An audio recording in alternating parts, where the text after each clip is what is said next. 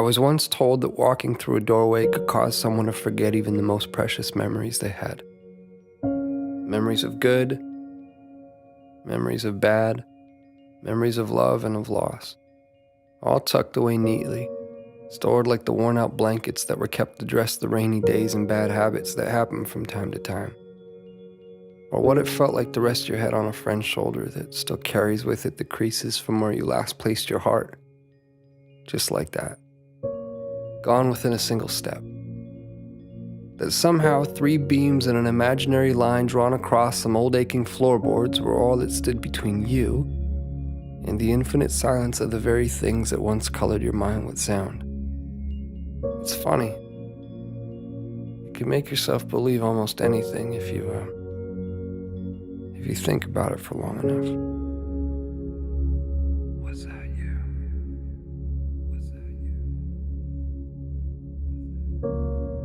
I was once told that the love I felt beating inside my chest was nothing more than my mind playing an unfair trick on my heart. And like a pair of dice dancing along the uneven pavement, their fate, much like yours or mine, had already been decided.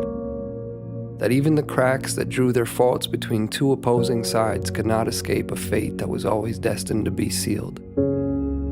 To think that someone could actually believe that the swelling tides of my heart were no more than an anxious highway of ins and outs anchoring my imagination to the castles I've been building in the sky. Well, maybe they are the crazy ones. Then again, I have been known to misplace my hope in the way things fall. And if I had to confess, there stands a greater chance that I've all but lost my mind in here. So I suppose it's better off this way. Because I've always believed that the odds of finding what you seek tend to favor those who are open to seeking them in the first place. And I, for one, have never quite understood how odds stand to get even without that frame in mind. To be clear, I've seen a million faces. I've seen a million different faces, each one mirroring that of your own. And still, none of them have felt like home to me. None of them have felt like you. So here we are. And I can vaguely and strangely trace your outline. I can remember what it felt like to hold you. I can remember what it was like to stare blindly into your eyes for what felt like an eternity. How could I forget that? I could never forget that. I could never forget you. No matter how long it takes for my words to make their way through the vastness of this place we've called home, I unto you and you unto me, I say them and will continue to do so.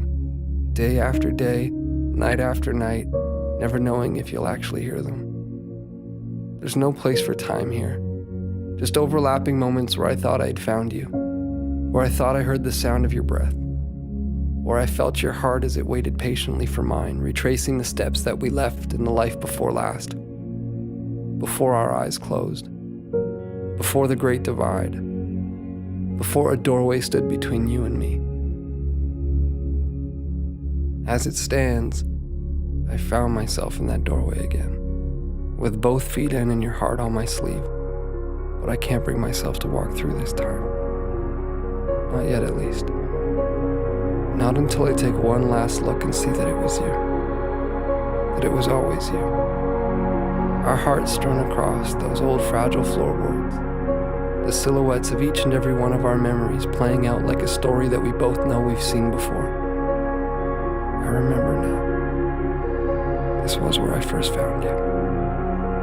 And beyond those closed doors, I will find you again. My love. I will